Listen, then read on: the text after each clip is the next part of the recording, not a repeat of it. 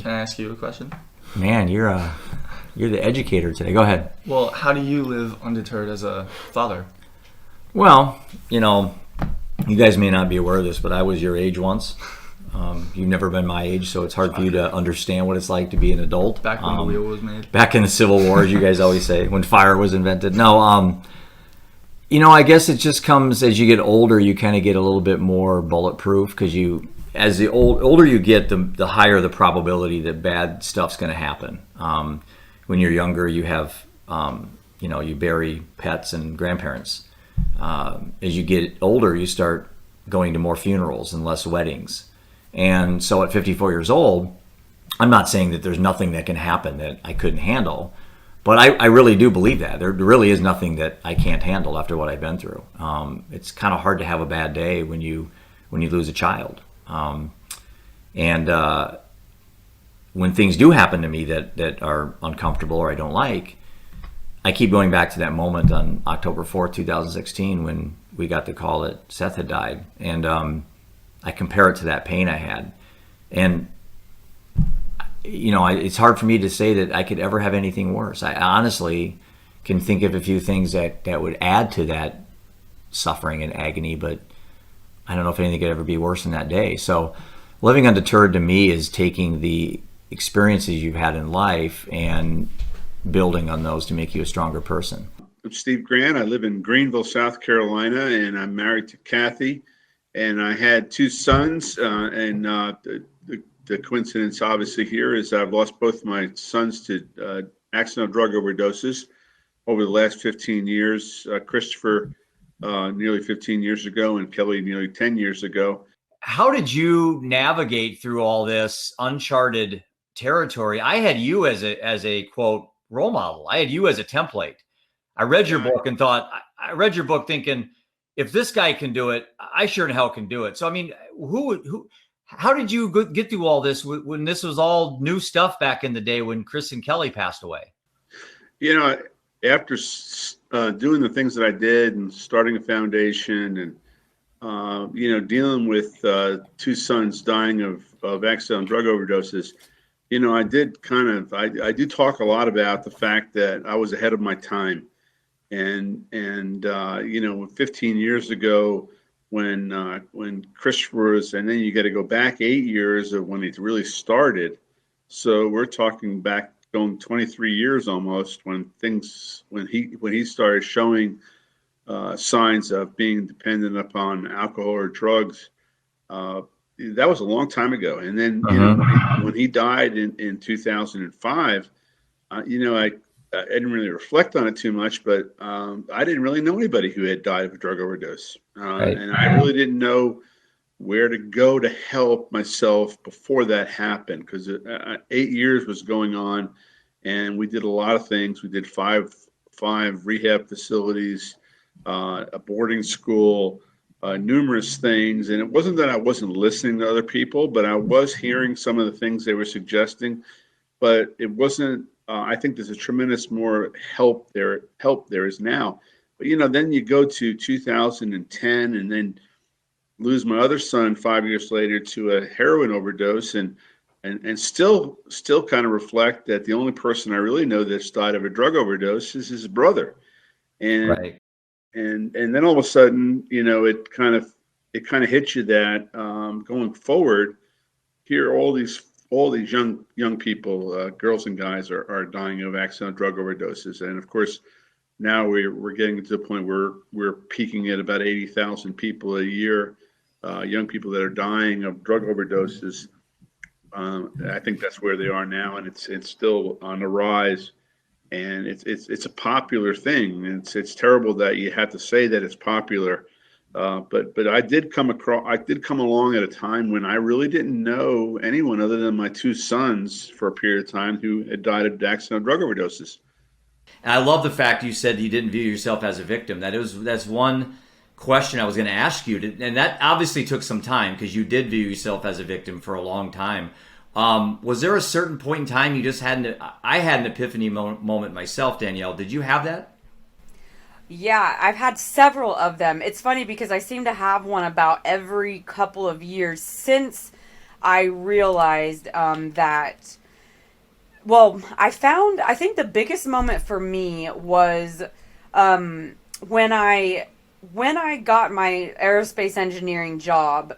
See, I thought that was going to fix me. And it's funny because my dad is also an engineer, and his dad is an engineer, or was an engineer. He passed away last year.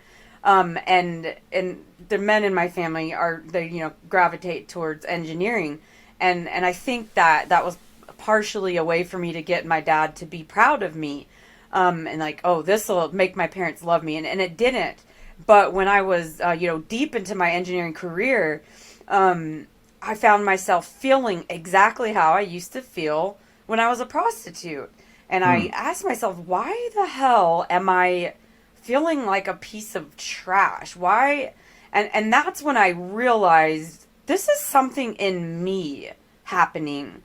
Because I'm not in the streets anymore. I'm not committing crimes. I'm living a good life, per society's definition. But I still feel like trash. And that's when to be quite honest, Jeff, I became very suicidal. And I was just ready to end it. And I started Googling in YouTube. I remember actually putting in, why do I want to die? Because if you were looking at my life, I had, a nice car. I had a home that was paid off. I had the dream that everybody, thought, but I just felt miserable inside. And I thought that getting all of those things, I had them before the wrong way with selling drugs and prostitution. I've made money plenty of times in my life, but I always felt unfulfilled. And I thought this would make me feel fulfilled. It didn't. And that was the moment where I was like, what the hell? And so I just started researching, why do I want to die? And that led me to some YouTubers that were, some spiritual gurus, and Eckhart Tolle, Sadhguru, Russell Brand, who Russell Brand I remember from like movies like, Get Him to the Greek, and I didn't even know that he had gotten clean and sober and was, being sort of a spiritual teacher now. But so really just seeing these really sensitive men, that pulled me out of my funk. Those were the things that I needed to hear from a man, and just seeing that gave me so much hope. And there was a lot of accountability, and that realized, that helped me realize that I had to be responsible for my happiness, but it was presented to me in a way that sort of, maybe, I don't know if this is the right way to say, but almost like filled a void that I had with my dad, having it presented in these compassionate, gentle men, and that was a game changer for me. I guess I wanted to move on too, and I know that you and I have talked at length about, and that's January 19th, almost 28 years ago, 1993, was a very important day for you personally, Kenyon, and myself as well. My dad was there that day. Why don't you talk a little bit about Chris Street and what Chris meant for you and to you, and how you've honored him, and I'll tell you a little bit of background, some things that have happened recently with me reaching out to Mike as well. Yeah, no, Chris was a big reason for my coming to the University of Iowa. He was my host, and I actually got to go to class with him. And funny story real quick is we were in class, and it was like an English lit class, and some people may know the story, but the professor asked a question, and I end up being an English major, but they asked a question and nobody raised their hand. So I, here's this high school senior, I raised my hand and kind of give my 2 cents to what the professor had asked. And as we were leaving the class that day, Chris was like, dude, you can't be embarrassing me like that. You're just a high school senior or whatever. So really that was kind of that solidifying moment that he and I really kind of bonded. And actually the breakfast, after the breakfast, before I left to go back to Michigan, he said, I'll see you in the fall, won't I? And I was like, yeah. So he knew after my visit that I was coming here. But, that night, he was a big brother to me. Pretty much spent all my time with him leading up to the season. He really showed me what it took and how hard I had to work just to get on the floor at Iowa. Even coming in that year, we had a veteran team, but I knew I'd have an opportunity to get a lot of minutes if I did what I needed to do in the preseason. And so he was a big catalyst for that for me, and showing me how to grind day in and day out. And, you know, if it wasn't for me, if it wasn't for him, I probably would have been really lost that first semester. But he was that big brother who would always put his arm around me. And so he and I we bonded that night of the accident. We're at a, team dinner, and I had actually rode to the restaurant with Chris and Kim and James Winters and we all rode together. But Chris and Kim had a class they had to get to, which is why they were in the car and James and I weren't. And so, it was pretty much by the luck of scheduling that I wasn't in that car accident as well, and James. And so who knows what would have happened. But what I take from that is, one thing I did find out, and I think I realized it about 2 years ago, is that sat with me more than I knew.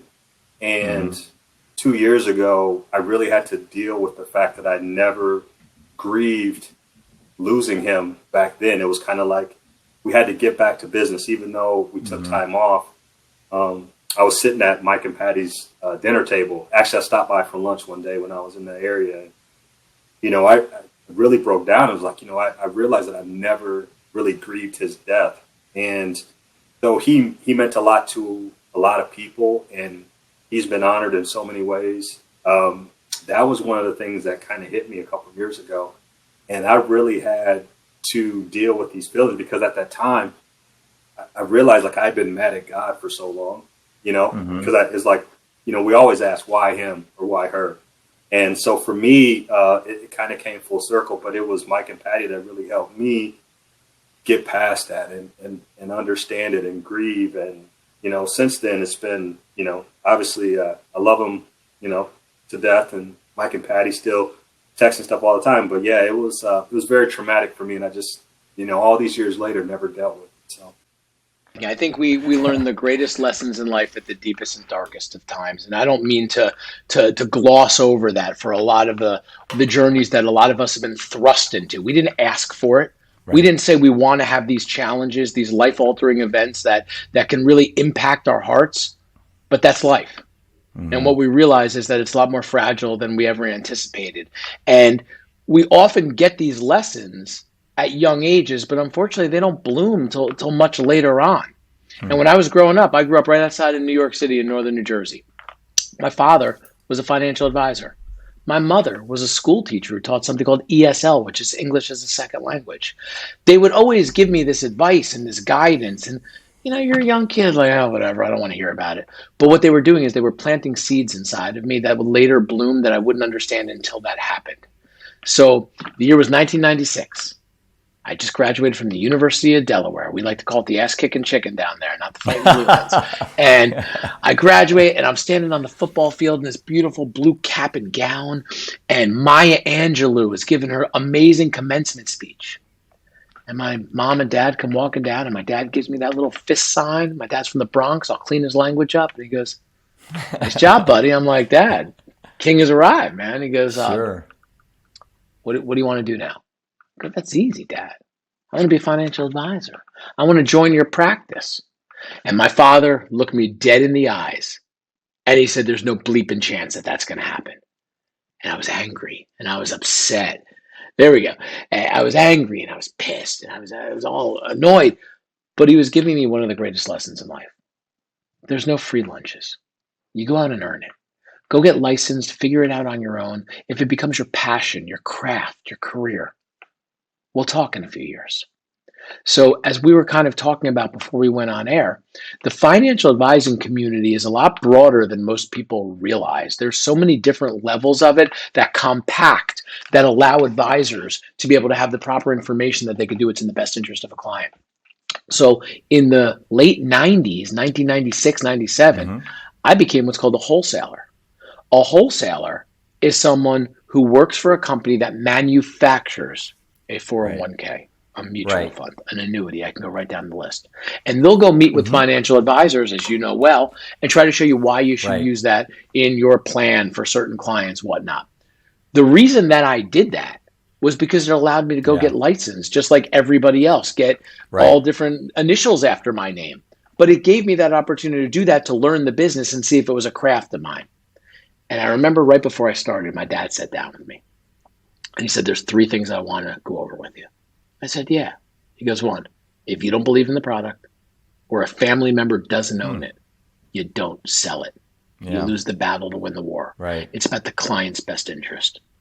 I said, yeah, Dad. He said, number 2, always be honest. Eventually, if you're not, it's going to come full circle. You're not going to be able to put your head on a pillow and sleep at night, and you'll lose trust from people. Always be honest, whether it's good or bad. I said, yeah. He said, number 3, you got a soccer scholarship to college. Take that work ethic and incorporate it into this, and there's no limits on what you can do. And I started my career. What is your why? What drives Antarctic Mike to do the things that you do? Well, I'll answer that question with a story. Yeah. So about 6 years ago, I was in Cincinnati, Ohio, and I had a whole series of speaking engagements like Monday through Friday. So I'm in a speaking engagement on a Monday morning, and there's a guy in the group by the name of John Strasser. John is the CEO of a Cincinnati-based construction company called Valley Interiors. So John hears me speak, and he knew I was going to be in town all week. So he says, hey, can you do me a favor? Can I take you to dinner? I said, sure. So he says, stop by my office before we go out to eat, and we'll go from my office and we'll go to dinner. I said, sure. So I stopped by his office. Keep in mind, it's almost dark. It's 5:00 in January in Cincinnati. It's snowing. Okay, it's a dreary, snowy, cold, dark day in Cincinnati. So I go by his office, and John says, hey, there's 3 guys in the back room, 3 construction workers that just finished their day. They're tired, they're beat up, but can you take 10 minutes and give them an overview of what I heard today? I said, sure. So I go to the back room, and I gave a 10-minute overview of what I'd spent the day on. And I didn't really think anything about it. And I didn't know who these 3 guys were. So John and I go to dinner, and the week goes on, and I come home.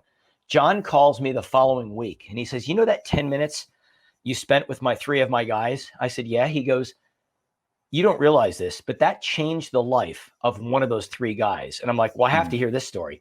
So he goes, one of those 3 guys was a guy named Jared Dieselberg. Jared is a drywall. I guess he specializes in ceilings. I didn't know construction guys can specialize in walls, floors, ceilings, but Jared is this guy that hangs upside down like a monkey all day on wires and ropes, and he works on ceilings. And he said, it really inspired Jared. And I said, well, how did it change his life? And he said, well, Jared signed up to run what's called the Flying Pig Half Marathon. This is one of the largest half marathons in the United States. I mean, this is like 90,000 people do this. I mean, it takes over the whole city of Cincinnati for like a weekend, right? And so I said, oh, this is pretty inspiring. Can you send me his phone number? I want to call him and hear the story firsthand. He goes, sure. So he sends me his phone number, and I get the guy on the phone. And Jared goes, yeah, I heard your story, and I figured, you know what? If you could change your life, I could change mine. Right. And I said, well, how did you change your life? He said, well, I'm not really a runner. I committed to a half marathon before I even owned a pair of running shoes. Mm-hmm. And Jared said, I'm a little bit overweight. I'm not in very good shape. And I'm a manager, but I have a real bad temper. I'm not real patient with my guys. And he said, since I signed up for this thing, I started running. And he said, now all of a sudden I'm losing weight and I'm feeling better about myself. And I'm like, oh, that's pretty cool. He goes, well, it doesn't stop there. Now I'm finding that I'm more patient with my crew, and I'm listening to that. And I'm like, wow, okay, so now it's affecting his job. Right. And then he goes, it doesn't stop there. He said, now it's affecting my marriage. And I'm like, what? Now I'm really leaning in, right? And I'm like, I got to hear this one. He goes, Christina, my wife, and I have been separated for months. We haven't spoken to each other in many months. Since I started running, it gave us something to talk about because Christina likes to run. So now we're running together, and we're actually talking for the first time in months. I mean, I'm on the phone, I'm crying, right? I mean, like, this is a moving story, right? So I said to Jared, I'm coming to Cincinnati. I'm going to run that Flying Pig with you and John. And I normally wouldn't go to Cincinnati to run this. So I fly to Cincinnati, and Jared and I run the whole thing together, hand in hand, the entire 13 miles. And about a week after the race, Jared calls me. Christina and I have moved back in together. I mean, their relationship is now taken off again. Yeah. And Christina writes like a year in review, like on her Facebook page, and like here are the highlights of the year. And the big highlight of that particular year was the rebuilding of her marriage with Jared. And today, to this very day, they're still married. They're friends of mine. I've met Christina since then.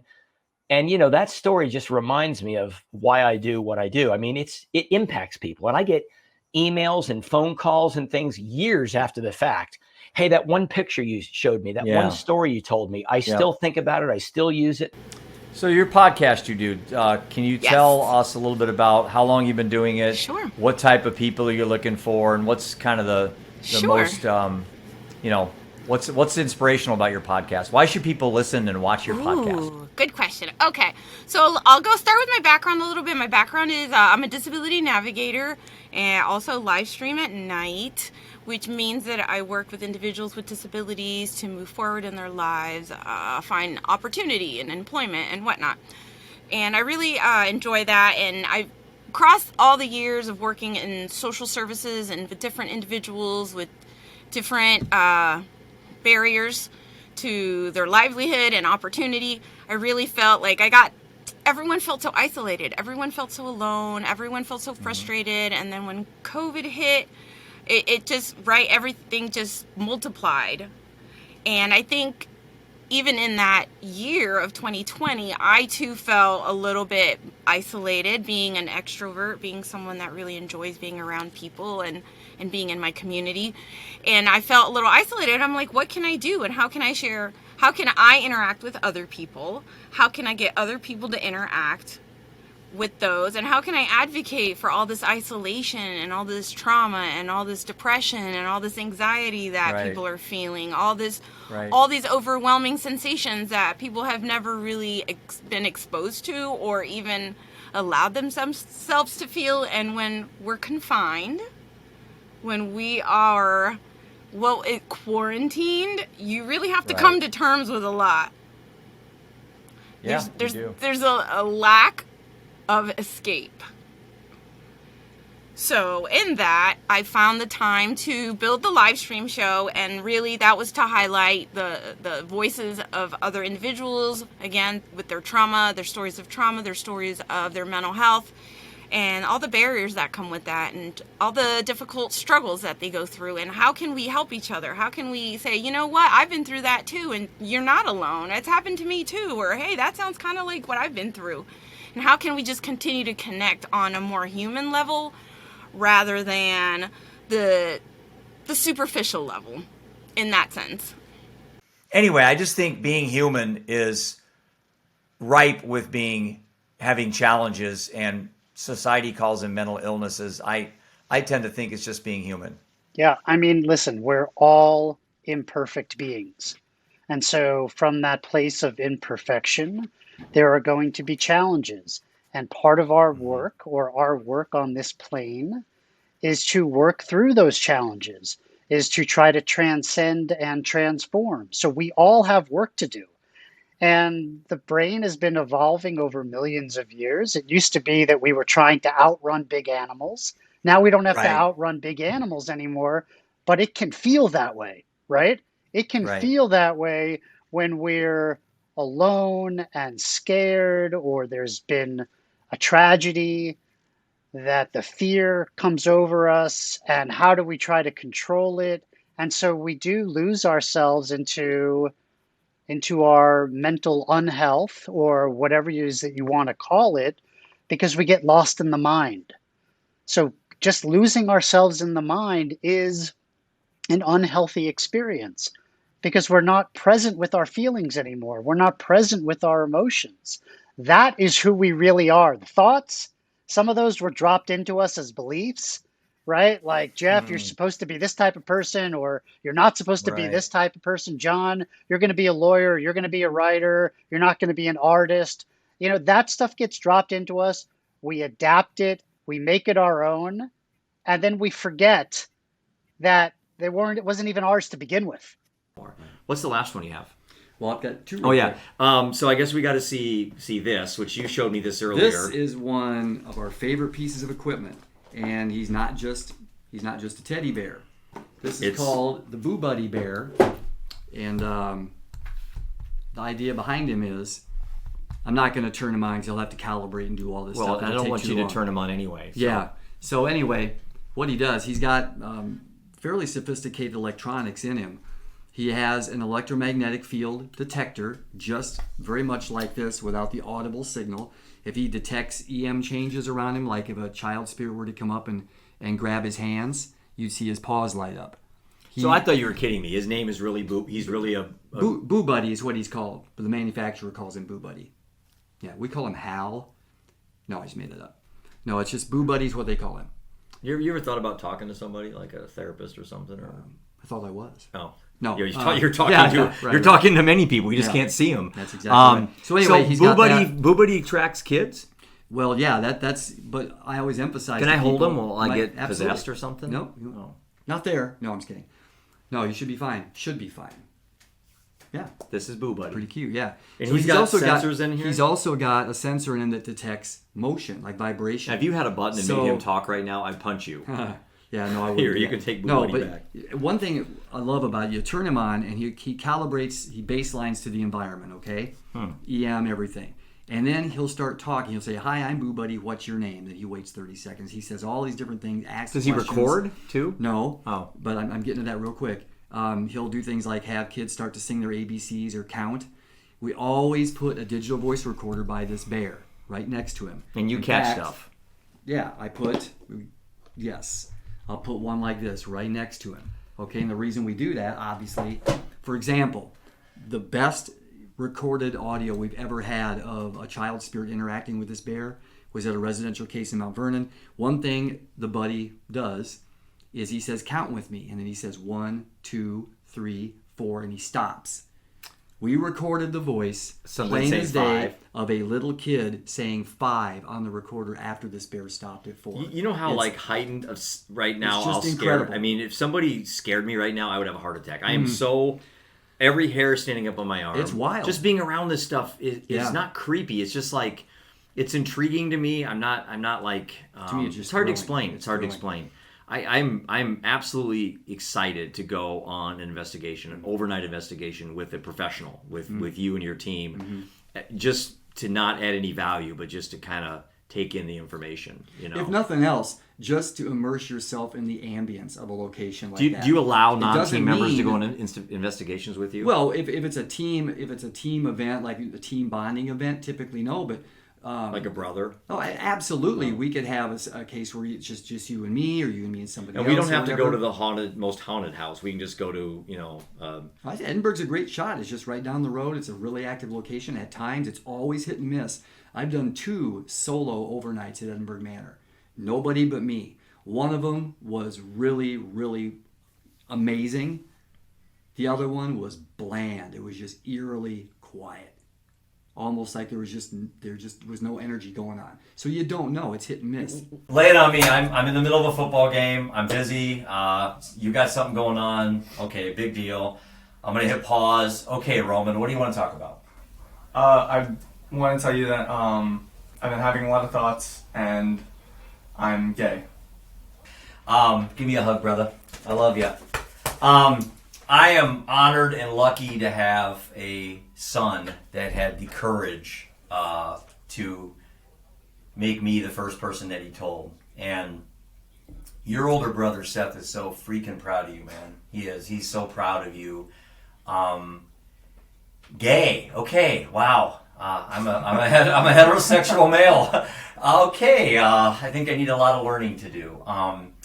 When you told me that you were gay, and for people watching this, our immediate circle of friends, when this gets on social media, some probably are going to say, well, I always knew, Jeff, but I didn't want to tell you. Like it was a disease or something.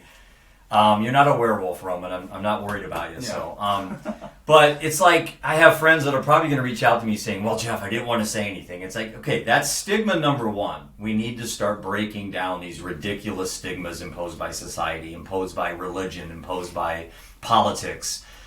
Ridiculous stigmas. This is my son. He's a human being. He's not a voter, or he's not a vote. He's not a divine intervention here. He's brought to me for one simple reason, and that's to make me a better person. And I am an advocate or a big fan of Viktor Frankl, who wrote Man's Search for Meaning, which we've talked a lot about. Yeah. And he talked about the purpose of life. What's your meaning in life? And my meaning in life is to learn from those people in my life and to give you help in finding your meaning. That's my meaning. And as a dad, when you came to me and said, "Dad, I'm gay," what's the first thing I said to you? I mean, everybody listening is probably wondering, okay, Jeff, what's the first thing you said? What's the first thing I said? I love you. What's the second thing I said? I don't remember. Oh, I You do. think I can remember 8 months ago? I do. You know what I said? I said, Roman, it's okay. Don't label yourself right now. It's something you may outgrow. Yeah. I mean, how ignorant. I got to thinking how terrible of a thing for me to say as a dad. Like, you have poison ivy. It's like, Roman, just wipe this off. Your gayness will go away. Yeah. You'll get back to normal. Bullshit. I'll play the bullshit card. That is your normal, dude, and I'm freaking proud of you, man. And when I say this number, it's going to shock my listeners, but you have like 3.5 million, million people that follow you on your lifeology journey. And that's awesome. That's awesome. Thank you. I appreciate that. I'm so humbled by that. I once was on a guest on someone's show and they're like, James, how does that feel to have that many people listen to you? And I was like, it's such an abstract number because when I'm in studio or I'm at home right now, but if I don't see those people. And so obviously I could literally see them, it'd be a different story, but it is very humbling. And so I love to I get to meet so many people like you and just hear people's story. And I just kind of get lost in the interview process. And then I'm like, oh yeah, other people are listening to that as well. Tell me how you made the jump from private practice to this lifeology. Ever since I was a child, I just had a proclivity that people would just come and talk to me. Like my little friends would come up to me and ask me questions or tell me their struggles. And it's always just a natural inclination for me. But the funny thing was I wanted to be a musician, or I am a musician. But when I went to undergrad, I wanted to be a geneticist. I wanted to cure cancer and I had all this genetic background. And then from there, I got a really big music scholarship and transitioned into to music. And then from there, I transitioned into psychology and Spanish with a music minor. So all over the place, because we all have interests, and I had quite a few. So with that, I took the easy way out, I suppose. When it came to graduate school, I decided to, instead of going to the new school and to do film and acting, because I did a lot of that when I was younger, I thought, well, let me do something to fall back on. So I decided to go to graduate school to become a psychologist or psychotherapist. Did that. And the older I became, I found that I was pretty good at it. Ironically, though, in my graduate school, except for one of my professors who was like a grandma to me, everyone thought I needed to change my career, my field. I wasn't good at it. I wouldn't be successful. And it was just this whole thing of, James, you're not very serious about this, which maybe I wasn't, but they just didn't think I had the skills for it. So a couple years later, I don't think I've done too bad. But for me, when I was in private practice, I was in for private practice I think about 12, 13 years before I decided to change. And so for me, it was all about, I enjoyed what I was doing, but I knew there was a calling on my life or something that was greater than where I currently was. The research states that everybody in their professional field will have 5 iterations or 5 versions of what that looks like. So I thought, okay, well, that would make sense. I'm now in the next version, or going to create the next version of what that is. So Gary, I am interested in something that I thought was kind of interesting with my brother Dan. My brother, and obviously I'm biased, is the greatest bass fisherman I've ever seen in my life. And I would say probably fisherman. Now, I've only fished with you less than a few times, so I can't compare. But my brother Dan is like one of those savants where we'd be out fishing at Lake McBride, let's say, and I'd be right behind him. This is back, years ago, and he would be catching fish. And we'd come up to this big tree area where there'd be, a tree fell down the water and would be a nice habitat area for large bass. My brother would feel sorry for me. He'd say, well, come up front, Jeff. Here's my pole. And go ahead and catch the fish. And you're laughing already. Yeah. So I'm throwing these jig and pigs and all this other thing in there. And I'm just getting frustrated and embarrassed. And I'm, Dan's 1 year younger than me, so we're very competitive. And I'm like, I can't. And Dan would say, Jeff, step back. I'd hand him the pole. And with first freaking cast, he would pull out a 4 or 5 pound bass every single time. And almost to the point where I think he was subconsciously mocking me, like trying to humiliate me. But I grew up fishing with Dan like that. Walleyes the same way. We could be up Minnesota and Canada fishing, and Dan's walking around the boat all high. You think I'm intense. My brother's as or more, especially fishing. He just never has an off button. So where I'm going with this is this. I asked him one time, why don't you do this professionally?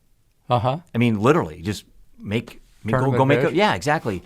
And I think he maybe dabbled in it or something. I'm not sure if he ever did. I think his answer was pretty much, Jeff, at that point, it would take the fun out of it for me. Ah. And boy, I thought about that. Not that I have any professional skills. I mean, I can't be a pro golfer because I suck. But for Dan to say that, I thought that's an interesting observation, because there's a lot of people in life that are highly talented. My brother Steve's, again, a very gifted musician. And, he's taken it to the highest level he wants to go. And that's playing for this Elton John tribute band, which is phenomenal. But, at some point there becomes a respect for the career you're in that, hey, I don't want to go any further. I'm happy where I'm at. Did you ever question your decision to jump in tournament fishing, and did it ever take the fun out of it for you? Well, yes and no. I didn't question the decision Mm-hmm. because I wanted to prove to myself that I could do it and that I could compete at that level. And I think I was satisfied. Yes, I did that. And yes, I survived it. And yes, it's a grind. It I mean, is, God, you guys would go out and pre-fish for 3 or 4 days. Oh, and yeah. I'm like, mostly that's pre-fish. Yeah, mostly a week to 10 days for some people. That's my son plays competitive college golf, and they play Yeah. one practice round. Yep. They don't go in a week before and play 7 practice rounds. I mean, Right. that's a massive commitment you guys make. Yeah, it's sometimes, Jeff, it's almost overwhelming. Yeah. When you think about all of the decisions that you have to make, not only before the tournament, but during the tournament. Right. And most of the successful walleye anglers are going to tell you that it was the decisions they made during the tournament day. The adjustments. The adjustments. Yeah, because you don't think about that, but a college basketball coach or a football coach at halftime is always making adjustments. Yes. Fishing, you got to do the same thing, right? Yes, you got to do it. Weather changes, Exactly. temperature drops. Oh yeah. And if you're going to enter tournament fishing to make money, I'm going to say no. It's like the Marines. Many are called, but few are chosen. So you've got so few at the top of the walleye game. I think if you look at tournament fishing, you mentioned earlier the bass tournaments. Yeah. And in the crappie tournaments and the redfish tournaments, actually the bass tournaments have so much more incentive financially for people to fish compared to the walleye. I know that this year, 2021 will be the second year of a new tournament schedule called Head to Head, where you have a walleye person in the boat fishing with a photographer, camera person in the back, and you're live streaming. Oh, really? You're live streaming Interesting. on Facebook, and you're competing with other anglers who have the same setup. Like a split screen type Yeah. thing? Oh, cool. Yeah. That's cool. And last year they ran the tournament for the first time, and it was so successful they're coming back. Like the video games you see where you can fish video game fishing. Yes. Yeah. Interesting. Yeah. Head to Interesting. head, and big entry fee, and it's by invitation only. Yeah, and I don't doubt we'll have a lot to talk about because we go back a long ways. For those that are new to this podcast, I lost my oldest son, Seth, at the age of 23 from a heroin overdose. Carson was Seth's best friend through high school. And if I get a little emotional, I apologize. It's kind of normal for me these stages. But so I wanted to get Carson in here for a lot of reasons, but one was kind of that common bond we had. And I remember coaching you and Seth in basketball and the battles we had. And at some point during the hour conversation, Carson, I'd like to kind of get your input on maybe from your lens, from your perspective. Mine's from the dad perspective, but where are you from? Where are you at right now? Where are you living today? Well, for the last 4 years, I was in Chicago to, growing the business kind of through there. But when the pandemic hit, I moved back actually to Cedar Rapids. How long have you been back then? A couple of years? Literally since about a year. Okay. And again, I mentioned you were an entrepreneur and a CEO and a founder. And at 27, I think, right? 28, Yep, 27? that's right. Okay. 27. That's awesome. That's awesome. I want to talk a little bit about this journey that you're on, and I want to definitely talk about fan food. I've been admiring watching you build this brand. You guys are really good at marketing. You do a super job of putting really good content out there. And boy, when the pandemic hit, Carson, my heart went out for you. I'm thinking, man, what a tough time to be doing what this great idea you have with fan food, delivering, at sporting events, the experience where people could sit in their chairs and watch the game and food is literally brought to them. And all of a sudden now you don't have fans in the stadium. And that, I'm like, wow, that's a test of courage. It's your first go at this, and here you go. Welcome to the business world. Exactly. It was like, as an entrepreneur, you're like, you feel like you solve one problem, two more arise. You know what I mean? And when that came up, it was just like, okay, I guess we're going another round in the boxing match, because it's like, how many punches can one take? I mean, when the pandemic hit, it was, we were forced to get really creative. Aside from, we had to make a lot of tough decisions operationally, right? When your business does rely on large event gatherings and this kind of unforeseen event occurs, like, yes, we had to make a lot of tough decisions to our employee base, but we pivoted into new markets and leveraged our technology to create a new business line that I think in the long run has a lot of potential, and one that allowed us to keep cash flow coming in. So, to survive it out and come out on the other end. And the platform that we were building, we were excited about it pre-pandemic, but in a post-pandemic world, we believe with mobile ordering that'll become the kind of standard to help, support social distancing initiatives as venues do start to reopen. So, those are priceless memories, and I think every family can relate to those. And when you encapsulate that in a song so beautiful, like the song you wrote, every time I hear the song, I tear up. I tearing up now. Sorry.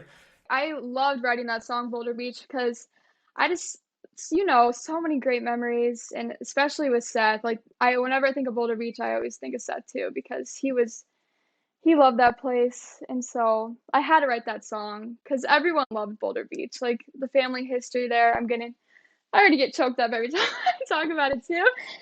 So back in where I was going with Boulder Beach was that we used to have a talent show. Oh yeah.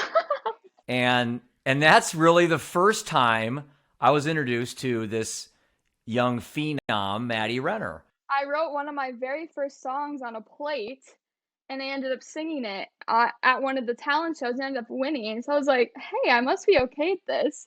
So yeah, Boulder Beach Talent Show was like the America's Got Talent moment, the golden buzzer. And with that, Maddie Renner will be playing Boulder Beach.